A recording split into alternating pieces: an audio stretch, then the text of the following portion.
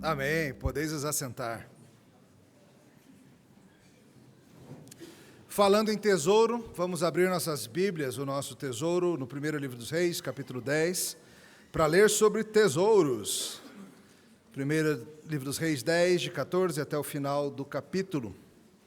Crianças, ajudem aí, por favor, para a gente não demorar. Se eu deixar só os adultos achando, vai dar 7 horas aqui e ainda estamos. Eu gosto que vocês levam a sério suas missões, crianças. Parabéns. Até no celular o papai tem dificuldade de achar, né? Imagina na Bíblia de papel. Primeiro livro dos Reis 10, a partir do verso 14. Peço a sua atenção para a leitura da Escritura, da Santa Palavra do Senhor. O peso do ouro que se trazia a Salomão cada ano era de 666 talentos de ouro, além do que entrava dos vendedores e do tráfico dos negociantes, e de todos os reis da Arábia e dos governadores da terra. Fez o rei Salomão 200 paveses de ouro batido, 600 ciclos de ouro mandou pesar para cada pavês. Fez também 300 escudos de ouro batido, 3 arratéis de ouro mandou pesar para cada escudo. E o rei os pôs na casa do bosque do Líbano. Fez mais o rei um grande trono de marfim e o cobriu de ouro puríssimo. O trono tinha 6 degraus, o espaldar do trono ao alto era redondo, de ambos os lados tinha braços junto ao assento, 2 leões junto aos braços. Também 12 leões estavam ali sobre 6 degraus, um em cada extremo destes. Nunca se fizera obra semelhante em nenhum dos reinos. Todas as taças de que se servia o rei Salomão para beber eram de ouro. E também de ouro puro, todas as da casa do bosque do Líbano, não havia nelas prata. Porque nos dias de Salomão não se dava a ela estimação nenhuma. Porque o rei tinha no mar uma frota de Tarsis, com as naus de Irão. De 3 em 3 anos voltava a frota de Tarsis, trazendo ouro, prata, marfim, bugios, pavões. Assim, o rei Salomão excedeu a todos os reis do mundo, tanto em riqueza como em sabedoria. Todo o mundo procurava ir ter com ele, para ouvir a sabedoria que Deus lhe pusera no coração. Cada um trazia o seu presente, objetos de prata e de ouro, roupas, armaduras, especiarias, cavalos e mulas. Assim, ano após ano. Também ajuntou Salomão carros e cavaleiros, tinha 1.400 carros, 12.000 cavalarianos, que distribuiu as cidades para os carros e junto ao rei em Jerusalém. Fez o rei que em Jerusalém houvesse prata como pedras, e cedros em abundância, como os sicômoros que estão nas planícies. Os cavalos de Salomão vinham do Egito e da Cilícia, e comerciantes do rei os recebiam da Cilícia por certo preço.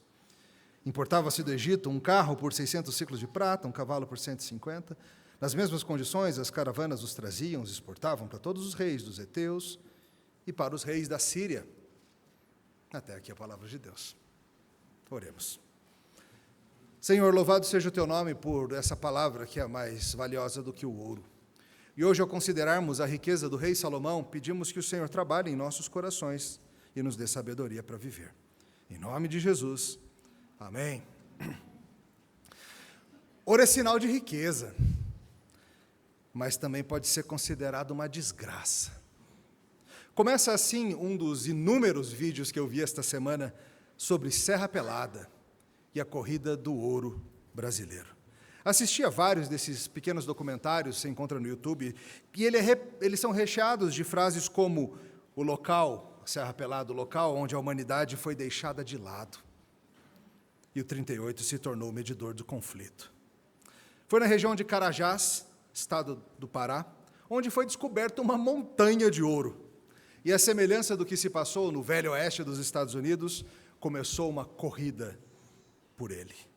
Nos anos 80, Serra Pelada, uma região montanhosa, florestada, encontraram numa fazenda uma pepita. Depois de análise, ficou claro que não era só uma pepita isolada, que alguém tinha perdido, sei lá, né, crianças? Vai que alguém perdeu um pedaço de ouro por aí. Não, sabe o que eles descobriram, crianças? Que tinha uma montanha inteira de ouro ali. E ouro fácil, relativamente fácil de extrair, não era aquele negócio lá nas profundezas da terra, relativamente fácil, você ia cavando, ia batendo picareta, mexendo no barro e achando ouro. Não tinha ainda redes sociais, mas em uma semana 1.000 pessoas já tinham mudado para lá, com a busca do ouro. Gente do Brasil todo. no meio dos anos 80, no auge da coisa, cerca de 100 mil pessoas, 100 mil pessoas, estavam morando em Serra Pelada, em busca do ouro e alimentando a busca pelo ouro. Surgiram várias cidades por causa disso, a hoje chamada Curionópolis, a princesa do sul do Pará, surgiu ali servindo os garimpeiros com comida, bares, baralhos e bordéis. Mas na época não era chamada de Curionópolis, era a Vila do 30, porque ficava a 30 quilômetros do garimpo. Mas dizem que 30 era só de dia. De noite a cidade mudava de nome para Vila do 38, porque era tiroteio toda noite.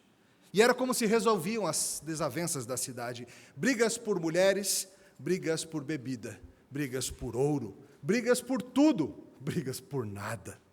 E muita gente fez fortuna da noite para o dia, assim como muita gente desperdiçou fortunas também da noite para o dia.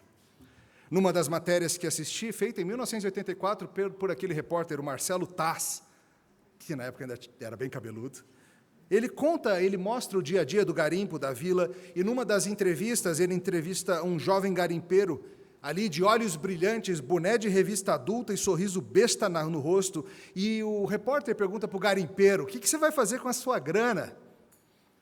Eu vou aplicar muito bem aplicada. E depois? Depois é só gastar e curtir. Mas e se acabar? Aí eu volto para o garimpo. É isso que você está buscando na vida? Mais ou menos isso. Vai fundo, então. A desordem foi crescendo a tal ponto que o governo brasileiro tenta se envolver. Um homem chamado Major Curió foi enviado para botar ordem na coisa e proibiu bebida e mulher no garimpo. Só podia lá no 30. Dizem que Curió era juiz, carrasco e júri e executor. Resolvia as tretas, mas nem sempre de um jeito muito justo ou legal. Ao que dizem, sabe-se muito pouco. Quando o ouro corre fácil, a tirania se anima. Estruturas de bandidagem surgiram, obviamente. Morria-se ali de tudo. A vida valia muito pouco em Serra Pelada. Morria-se de malária, de acidente, de traição, de briga de faca, de tiro, de picaretada. Mas uma das grandes razões de morte no garimpo eram as próprias condições perigosíssimas do garimpo em si. Lá do fundo, lá do vale onde eles estavam cavando, subiam aquelas escadas precárias vindas lá dos abismos sobre a terra aberta. Tem muitas fotos online, depois pode procurar. Pais, mostrem para as crianças algumas fotos, dão uma selecionada antes, tá? Mas procurem. Até o famoso fotógrafo Sebastião Salgado andou por lá fazendo suas imagens.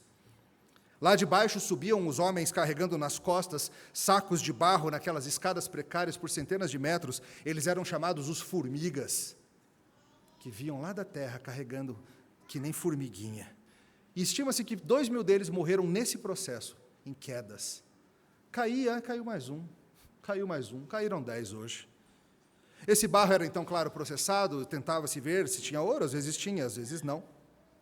Oficialmente se falam em 42 toneladas de ouro extraídas em Serra Pelada, mas esses números são meio fictícios, claro, porque ninguém sabe ao certo. Muito contrabando, embora tenha havido várias tentativas do governo brasileiro, do Banco Central, de outros de conter isso tudo. Muita confusão, não se sabe quanto ouro saiu de lá, para onde foi parar esse ouro, com quem ficou. Talvez você tenha ouro de Serra Pelada e nem sabe, esse teu brinco, esse teu anel, esse teu colar.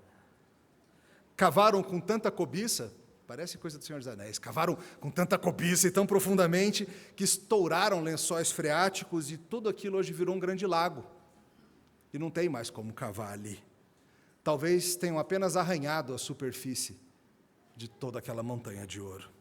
Ainda hoje a região é disputada, companhias, garimpeiros, garimpo ilegal, confusão muita. Descobriram manganês, há cristais, há outras coisas. Ainda tem muita gente na região vivendo por lá, sonhando em enriquecer, mesmo com a mina inundada. Vai que acha outra coisa em outro lugar, né? E as histórias são impressionantes. O cara achava ouro e pirava, fretava um avião para levar a família, para ir passar não sei o quê, fechava boate só para ele e seus amigos por dias.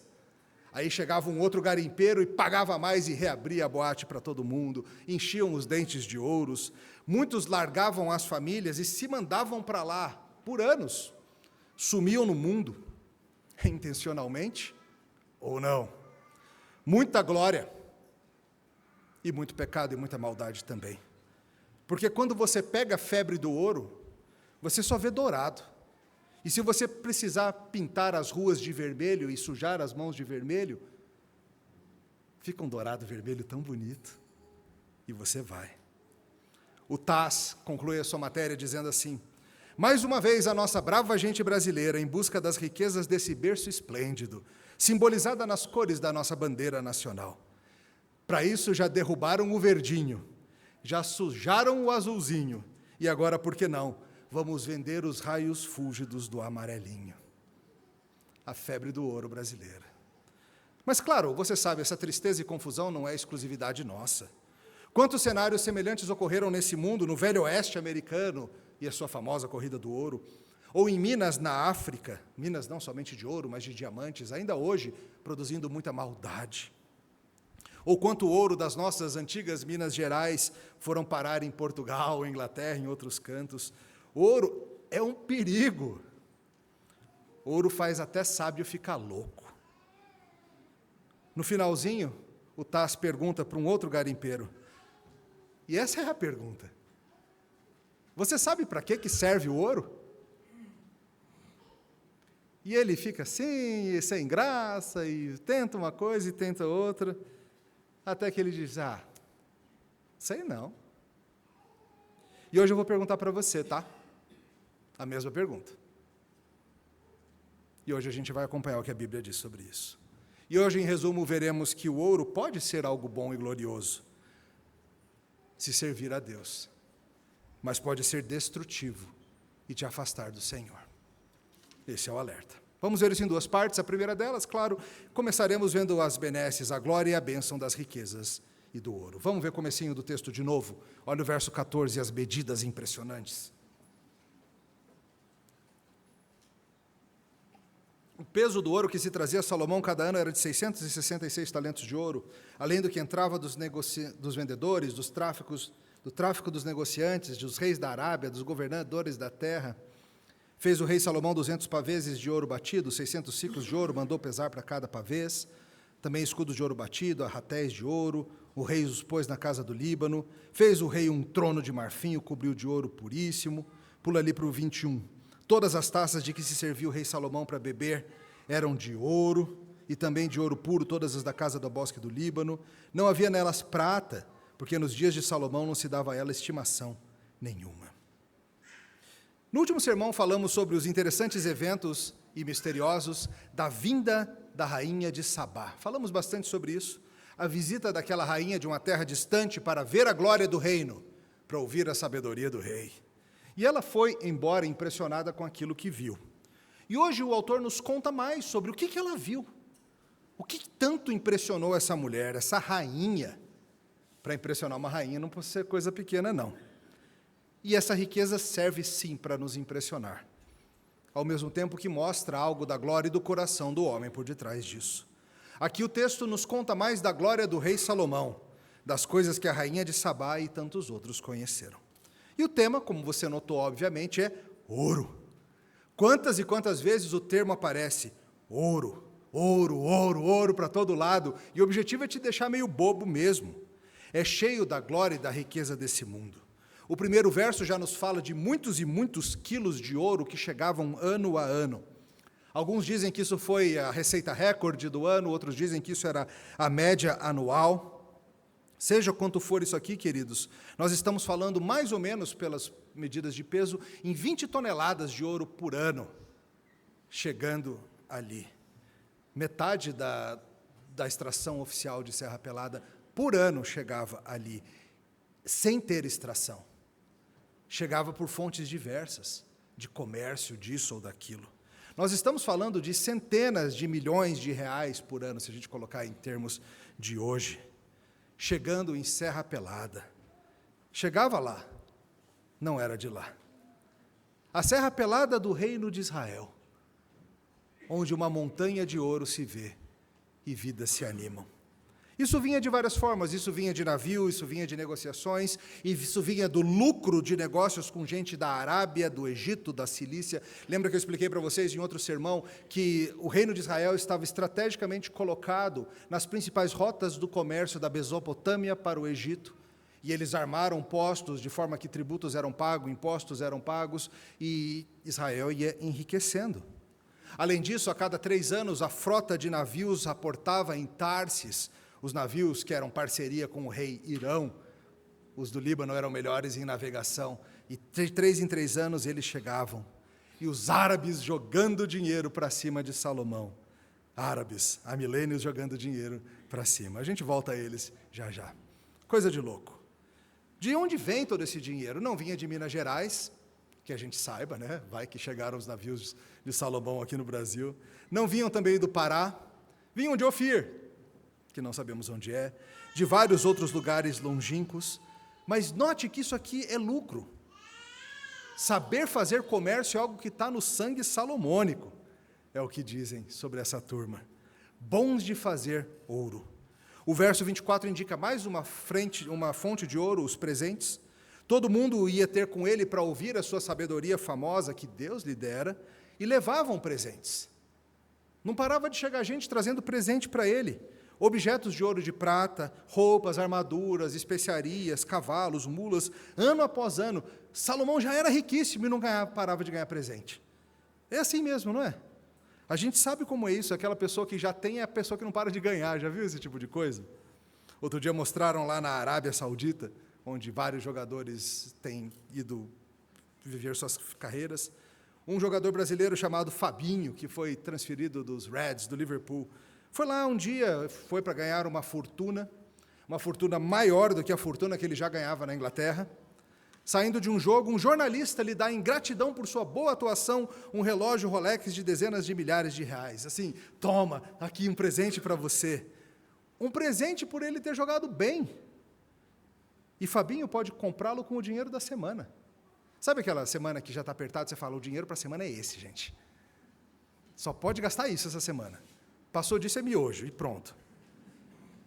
O dinheiro da semana do Fabinho dá para comprar alguns reloginhos desses.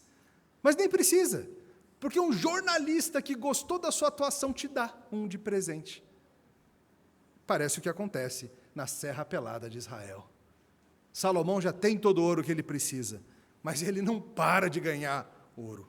E essa abundância, ela transparece no texto. Era tanto ouro que ele começa a fazer escudos cerimoniais, taças de ouro, copos de ouro. O texto nos diz que a prata se torna sem valor naquele reino.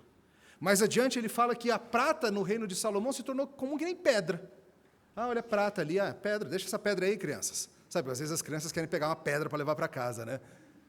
A prata era assim, que nem as pedras que as crianças acham no caminho. A madeira nobre do Líbano, o cedro, era que nem as madeirinhas comuns do nosso dia a dia. Imagina, você dá para alguém um presente de prata naquela época, era uma ofensa. Não gosta muito de mim, né? Prata, né? Anota aí.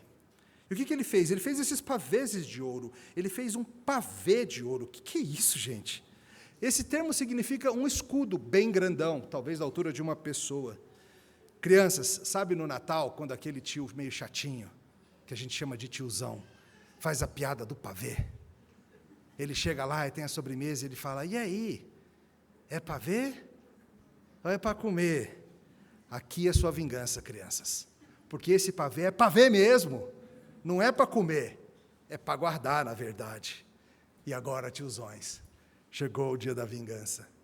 É pavê? É. Era a forma antiga de guardar o ouro. Hoje a gente usa barras de ouro, naquele tempo se faziam escudos de ouro de vários tamanhos. O texto nos fala sobre escudos grandes, escudos pequenos, mas entenda, não são escudos para batalha, tá? O ouro não é um bom metal para batalha, para fazer espada, para fazer escudo, nada disso. Ele é muito maleável, ele é muito mole, ele não serve para isso. Ele não é bom para armas. Não? Para que serve o ouro? Garimpeiro. Para fazer escudos de ouro. Esses maiores eram escudos de cerca de 7 quilos, os menores eram de 2 quilos. E sabe quanto valeria um escudinho desses, dos pequenos? Sabe o quanto isso valeria em termos atuais, Marujo? 500, 600 mil reais cada escudinho desse. E a casa do bosque do Líbano estava cheia deles. Ele tem ouro, ele pelo jeito tinha algo como um zoológico real, a Bíblia não conta muito sobre isso, mas o texto nos diz que vinham pavões, eles traziam animais exóticos que encontravam nas suas viagens. Lá em Provérbios é bem interessante, fica claro que Salomão gostava muito de observar e estudar os comportamentos dos animais, lembra disso? Talvez ele tivesse mesmo, tipo um zoológico, alguma coisa. E ele está fazendo coisas impressionantes, ele faz um trono espetacular, um trono tal como não tem em nenhum outro reino do mundo. Um trono de 6 níveis, e ele ficaria no 7º nível. Lembra, esses números na Bíblia geralmente são muito significativos. Os comentaristas sugerem que seria a ideia de que ele está ali na posição do descanso, o reino que está descansando sem inimigos, e também talvez o próprio rei que traz consigo o descanso para o povo. Ele não é Deus, mas ele é o ungido de Deus em proteção àquele povo. Crianças, vocês viram na leitura que tinham leões também do lado do trono? 2 mais ali em cima e 12, não eram leões de verdade, crianças, eram estátuas de leões. Talvez você tenha ficado pensando como é que funcionava isso, né? Tinha coleira, como é que era? Não, eram leões. Mas pensa num trono glorioso, gente. É riqueza incomparável. Nunca se fez nada assim em nenhum dos reinos dessa terra. As crianças estudam, às vezes, as maravilhas do mundo antigo, não estudam? Colosso de Rhodes, Mausoléu de Halicarnasso, aquelas coisas todas. Eu não sei não, eu acho que o trono de Salomão devia estar lá. Alguns de vocês vão se lembrar de um clássico da Sessão da Tarde nos anos 80, chamado As Minas do Rei Salomão. Lembra desse? Algumas cabecinhas mais antigas como a minha estão lembrando e sorrindo gostoso. Era uma delícia assistir esse filme. Richard Chamberlain e Sharon Stone em busca de achar as minas do rei Salomão, achar o tesouro do rei Salomão. Cadê esse tesouro? É a pergunta. Será que se você fizer uma viagem para lá, você pode ver esse trono? Não. Tá, mas esse ouro todo está lá, né? Também não. Ué, para que serve o ouro então? As minas do rei Salomão. Aliás, é engraçado e irônico falar em minas do rei Salomão, dado que vem no próximo capítulo. Deixamos as minas dele para o próximo. Mas o verso 23 nos indica algo. Salomão se tornou o grande rei de toda a terra. Veja, assim o rei Salomão excedeu a todos os reis do mundo, tanto em riqueza como em sabedoria. Procure em Babilônia, procure em Cush, em Sabá, procure no Egito, no Japão, procure onde você quiser. Não há um rei como esse. Salomão é rei dos reis. Ele é o homem mais sábio, ele é o homem mais glorioso sobre a face da terra. E o mundo todo sabia disso. O verso 24 nos indica que aquilo que a rainha de Sabá fez foi apenas um exemplo. Olha comigo. Todo o mundo procurava ir ter com ele para ouvir a sabedoria que Deus lhe pusera no coração. Não foi um caso isolado, aquela rainha ir de longe. O texto não detalha, mas vinha gente do mundo todo para ouvir a sua sabedoria, para conhecer a sua glória, e lhe jogava presentes para cima dele. Gente de todo canto quer conhecer a sabedoria de Salomão ben Davi, o filho de Davi. O nome e a glória do Senhor, sendo promulgados junto com isso também. Entenda, isso é obra do Senhor, tá? O texto nos diz, é a sabedoria que Deus lhe pôs no coração. A gente pode olhar essas coisas e ficar muito desconfortável com elas, mas veja que isso é obra da mão de Deus, em grande parte. Ele é o Senhor de todo ouro e toda prata, como o profeta Ageu insiste. Veja, o ouro e as riquezas podem ser muito positivos. Não negamos isso. Podem fazer muito bem. Para que serve o ouro, garimpeiro, pelo qual você luta tanto? Para que serve o ouro, marujo, que você vai longe buscar e fica 3 anos longe? Pode servir para a glória de Deus, para exaltar o nome dEle, para que a sua fama se espalhe entre as nações. E se for assim, ótimo. Foi assim com a rainha de Sabá. Serviu para que aquela mulher viesse de longe conhecer essas histórias e conheceu assim o Deus verdadeiro. O ouro bem empregado para a glória de Deus é uma maravilha. É uma bênção.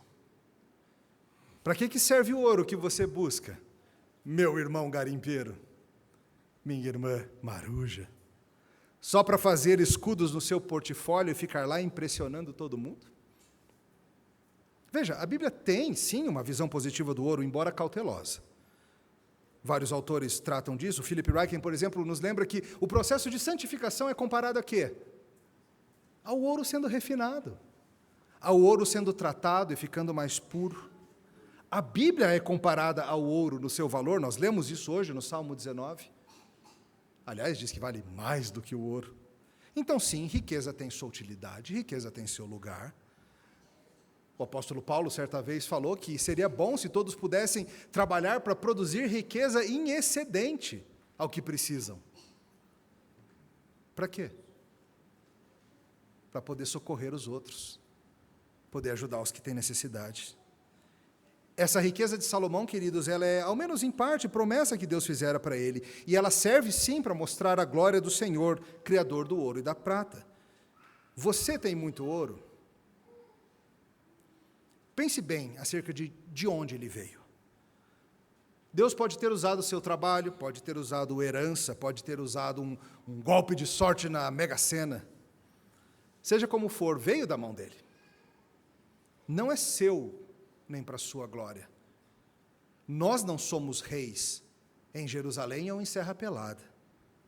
Nós somos súditos nesse reino. O ouro que está em suas mãos é um ouro colocado pelo Deus de todo ouro, para que você sirva. Você tem muito ouro? Cuidado. Porque se você não estiver atento, pode ser que você faça do seu ouro o objetivo da vida e o seu Deus. E aí vai ter dado bem errado. Ah, pastor, mas se alguém tivesse esse ouro que Salomão tem, imagino que a pessoa perca a cabeça mesmo, mas a gente aqui não. Ok. Muita gente no nosso mundo hoje tem esse nível de riqueza. Bilionários e assim, mas mesmo longe disso, nós, vidas normais, tem muito mais suntuosidade do que talvez ele tinha. Com toda a sua glória, Salomão, por exemplo, não cruzava o mundo em 24 horas, como você pode fazer. Junta o dinheiro aí uns tempos, evita 1, 2, 3 milhas, vai em outros lugares. E você cruza o mundo em 24 horas também. Salomão, em toda a sua glória, não tinha acesso a toda a tecnologia maravilhosa que você tem, aos tesouros do conhecimento que você tem. De certa forma, hoje nós temos riquezas, sim, maiores e mais interessantes do que as de Salomão. Você anseia por muito ouro? Para que serve o ouro, marujo? Cuidado. Paulo alertou um jovem, Timóteo, sobre a corrida do ouro assim: os que querem ficar ricos, Timóteo, caem em tentação e cilada, em muitas concupiscências insensatas e perniciosas, as quais afogam os homens na ruína e perdição. Eu leio isso aqui, eu penso nas formigas caindo das escadas. Afogam os homens na ruína e perdição. Porque o amor do dinheiro é a raiz de todos os males. E alguns nessa cobiça se desviaram da fé e a si mesmos se atormentaram com muitas dores. Você vê essas matérias de Serra Pelada, você vê homens atormentados com muitas dores. As dores da família deixada de lado, as dores de sonhos esmagados, as dores de buraco de bala, as dores de maldade que não dá nem para contar na câmera. Quanta gente em Serra Pelada teria tirado enorme proveito de saber o que Paulo tinha dito para Timóteo. Inclusive, o próprio Salomão, como veremos a seguir. Nosso segundo ponto. As riquezas podem trazer consigo grande tragédia, e esse é o seu perigo. Vamos ler de novo a partir do verso 26, por favor. Também ajuntou Salomão carros e cavaleiros, tinha 1.400 carros, 12.000 cavalarianos, que distribuiu as cidades para os carros e junto ao rei em Jerusalém. Fez o rei que em Jerusalém houvesse prata como pedras e cedros em abundância, como sicômoros que estão nas planícies. Os cavalos de Salomão vinham do Egito e da Cilícia, e os comerciantes do rei os recebiam da Cilícia por certo preço. Importava-se do Egito um carro por 600 ciclos de prata, um cavalo por 150. Nas mesmas condições, as caravanas os traziam e os exportavam para todos os reis dos heteus e para os reis da Síria. O perigo e a tragédia das riquezas.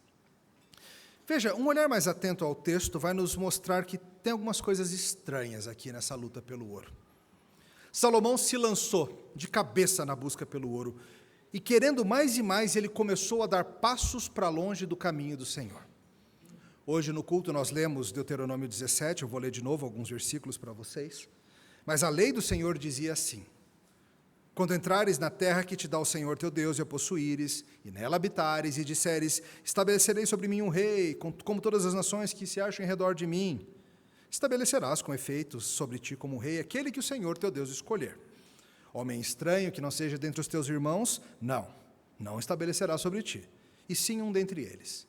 O que a lei falava? A lei de Moisés dizia, um dia, quando vocês estiverem na terra, tranquilinhos, tudo em paz, vocês vão querer um rei. Não escolham um estrangeiro, pegue um do povo, pegue algum de vocês. Vai guiar vocês a ser o seu rei.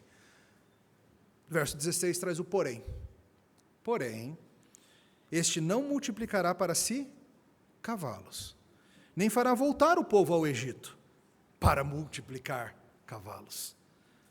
Porque o Senhor vos disse, nunca mais voltareis por esse caminho.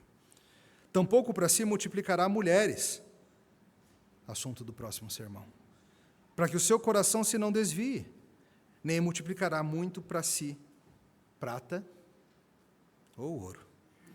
Ou seja, sim, Deus está fazendo com que sua riqueza cresça, sim.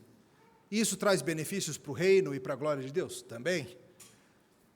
Mas o texto está nos indicando que Salomão, em algum momento aqui, cruzou um limite que não devia ter cruzado. Pode ter ouro? Pode. Mas é sábio viver para multiplicar seu ouro? Não é sábio, é pecado. O coração começa a se desviar do ouro, do senhor do ouro, para o próprio ouro como seu senhor. E você começa a agir como um tolo para ganhar isso tudo. Como Paulo alertou a Timóteo, você começa a se meter em armadilhas.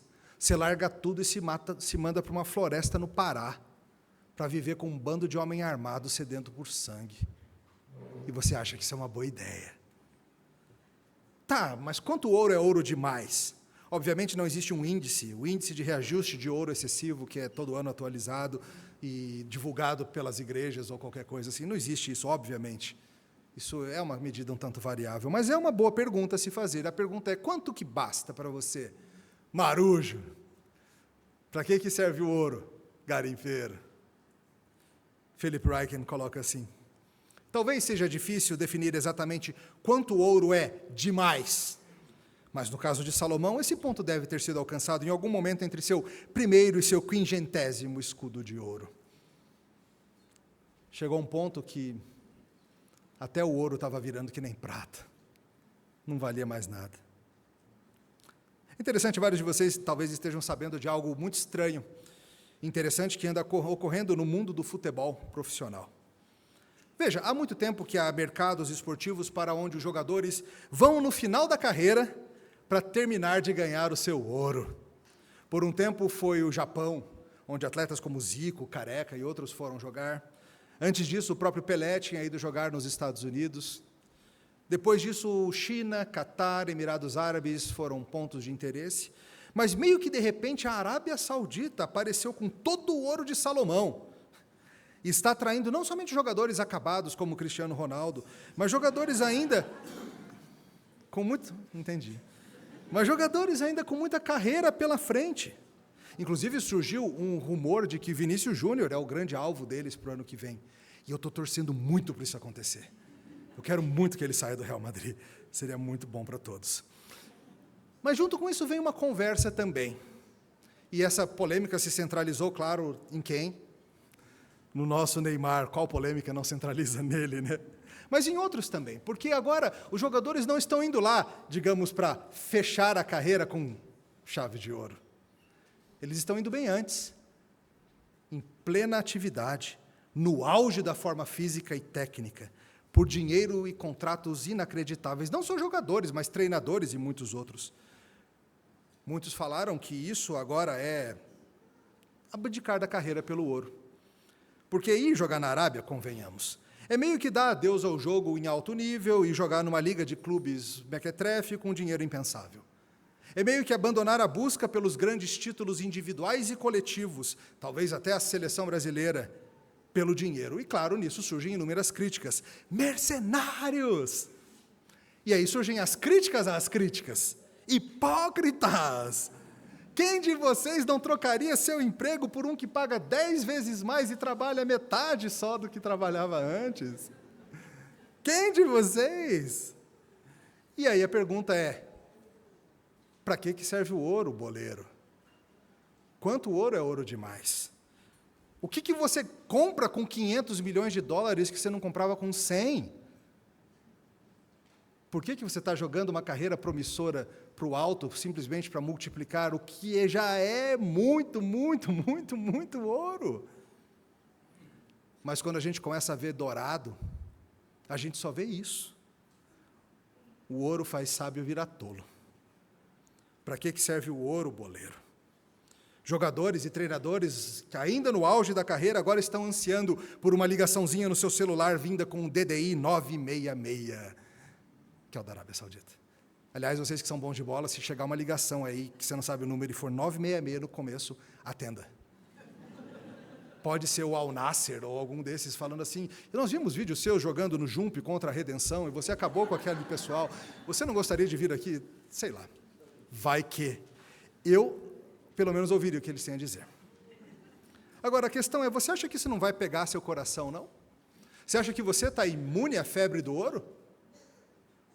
Hoje não é diferente. Como foi em Serra Pelada?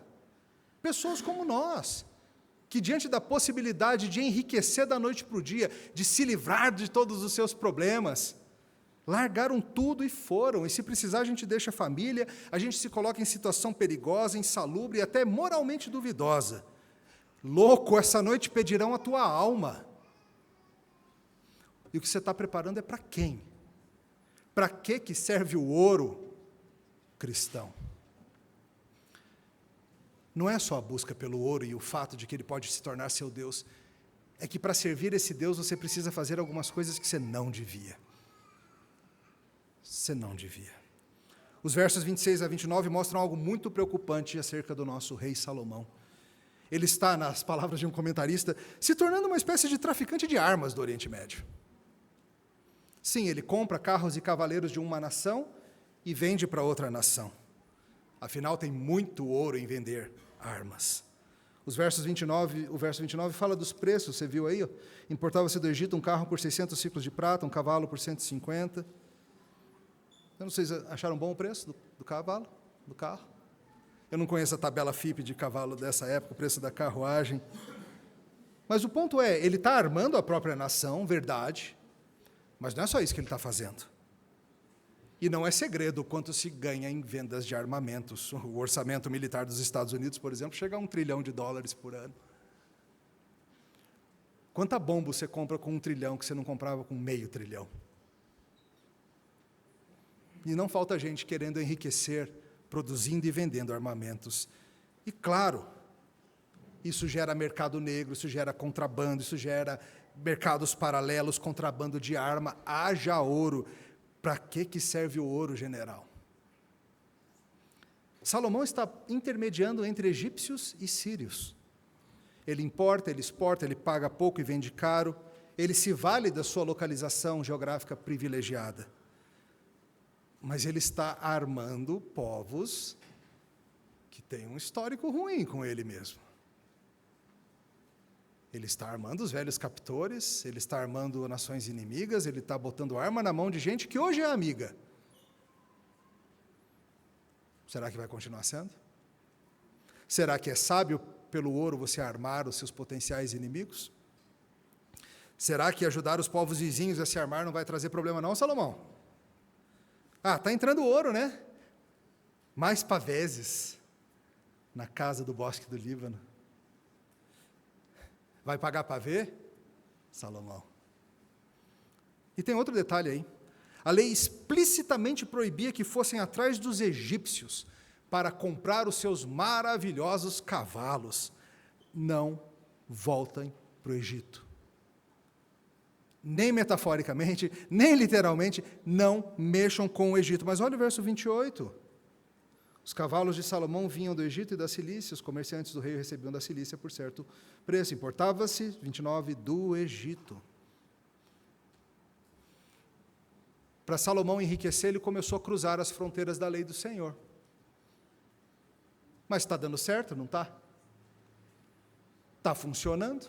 Deus não está fazendo nada para impedir? Vai ver que aquela lei não era tão séria assim, ou não se aplica a mim. A lei proibia. Para que serve o ouro, rei? O ouro pode fazer com que seu coração se torne como serra pelada, um lugar onde a humanidade é deixada de lado. E esse é o grande problema de servir a falsos deuses. Ouvimos sobre isso um pouco de manhã também. Eles são mudos, e você se torna semelhante a eles. Se você servir o ouro, você vai se tornar menos humano, menos gente, menos imagem de Deus. Menos. Porque a verdadeira humanidade é que se dobra em gratidão e serviço ao Senhor. Meu caro, o alerta é muito sério. Se o ouro for o seu Deus, você não vai poupar esforços para servi-lo, e ele não aceita menos do que tudo. Mesmo que para isso você precise trair o teu Deus, o teu Redentor. É assim qualquer ídolo. Talvez você hoje esteja já deixando de lado coisas muito importantes na sua busca pelo ouro. Talvez a sua família nem te veja mais. Talvez o seu crescimento espiritual, sua frequência na igreja, seu serviço cristão, seu exercício dos dons, ouvimos sobre isso hoje de manhã também. Talvez tudo isso já tenha ficado de lado, porque você está vendo dourado. Talvez você já esteja mesmo voltando ao Egito, porque é tão lucrativo tratar com o Egito. Vai valer de alguma coisa? Cadê o trono de Salomão? Cadê esse ouro todo? Em Eclesiastes, certa vez, Salomão, refletindo sobre o seu legado, ele fala: e se cair tudo na mão de um tolo, que vai jogar fora o que eu passei a vida construindo? Ele tinha esse temor. E se todo esse ouro que ele acumulou caísse na mão de tolos quando ele se fosse? Você acha que os filhos e os filhos dos filhos de Salomão foram sábios ou tolos? Se afastar do Senhor, servir as riquezas, trazer sobre si grande dor, e não durar uma geração? E contigo, como que vai ser? Para que serve ouro mesmo? Para ter ouro? Ou para servir a Deus? Para ajudar o próximo? Para colecionar boas memórias e momentos de família? Para avançar o reino? Para amar e cuidar dos necessitados? Entenda, é possível estar se dando muito bem na vida e ser um tolo. É possível ser um mago de Wall Street ou da Faria Lima e ser um tolo. Estar cheio de posses, ouro e o que eles trazem. Mas isso está destruindo o seu coração. E assim deixamos Salomão por hoje. O rei poderoso, cheio de glória no seu império resplandecente. Mas já vimos que nem tudo anda bem. Pelo visto, o coração do rei tem amado mais a outros deuses do que ao Senhor seu Deus. De novo, alguém pode ser muito hábil nas coisas desse mundo, mas não ter o Senhor em vista. E a ganância pode te enganar dizendo que está tudo bem.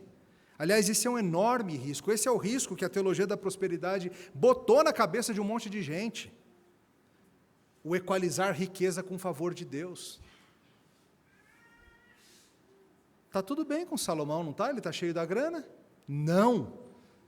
Ele violou a lei do Senhor, o seu coração foi para longe do seu Deus, no multiplicar do ouro que encheu seus olhos. Mas talvez você esteja vivendo no mesmo auto-engano. Tudo parece estar reluzindo. Eu te chamo então a olhar para um outro rei. Um que andou nesse mundo sem trono.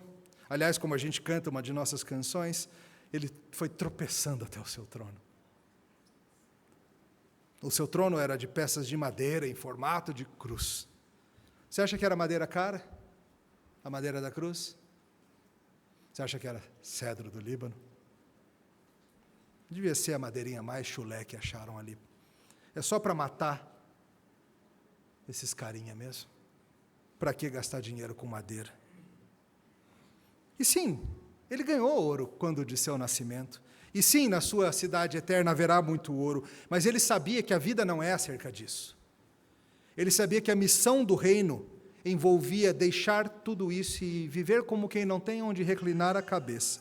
Certa vez o diabo até lhe ofereceu os reinos da terra com os seus tesouros. Olha, ia ser mais ouro do que Salomão, tá? Ia juntar dos países todos, eu acho. Mas precisava para isso quebrar a lei de Deus. Precisava ir lá no Egito buscar. Ele não cedeu. Ainda bem que servimos a um rei mais sábio, melhor, mais glorioso do que Salomão. E se nós estamos unidos a Jesus Cristo, irmãos, aprendamos dele. Dinheiro para ele sempre foi um meio, nunca um fim. Precisava pagar um imposto? Eu tenho peixe ali com moeda na boca. Tem um perfume caríssimo ali, pode usar para ungir, para lavar os seus pés para a sua morte. Não tem comida e nem dinheiro para comprar comida, ele multiplica. Ele sempre foi o senhor do dinheiro. Ele nunca foi servo do dinheiro. E não, a gente não consegue, infelizmente, pegar um peixe ali no lago e ter o valor do imposto de renda do ano, não tem. Mas nós servimos a Cristo. E se começarmos a servir ao dinheiro, nossos corações voltarão para o Egito. E logo nos veremos desumanizados, como em Serra Pelada, ou entre os tubarões de Wall Street, vivendo para devorar. E você vai se meter em armadilhas. Mas o interessante é que, se você for por outro caminho, o de servir a Cristo, o Rei dos Reis, tudo vai ser seu. E esse é o maravilhoso paradoxo. Porque Ele sim é o dono de todas as coisas e nós herdaremos a terra com Ele. E eu te pergunto hoje, o que te parece melhor? Arriscar a vida e a eternidade num empreendimento que provavelmente vai pôr tudo a perder, e se não perder o dinheiro, vai perder o coração. Ou seguir a Cristo, e nisso ser humanizado, amar a Deus sobre todas as coisas, e de quebra ser cuidado por Ele em tudo que você de fato precisa. Para que serve o ouro, cristão? Melhor dizendo, para que você serve, cristão? Ou, melhor ainda, a quem você serve, cristão? Vamos orar. Louvado seja, Senhor, pelos alertas tão sérios da Escritura. É fácil, Senhor, reconhecermos. É fácil, Senhor, nós entendemos. É fácil demais que o nosso coração volte para o Egito em busca do ouro. Livra-nos do mal, Senhor. Não nos deixe cair em tentação. Ajuda-nos a lembrar que Teu é o reino, Teu é o poder, Tua é a glória. Ajuda-nos, Senhor, a não ver dourado, mas olharmos para tudo pelas lentes da Tua santa palavra. Ela, sim, é melhor do que ouro. Em Jesus oramos. Amém.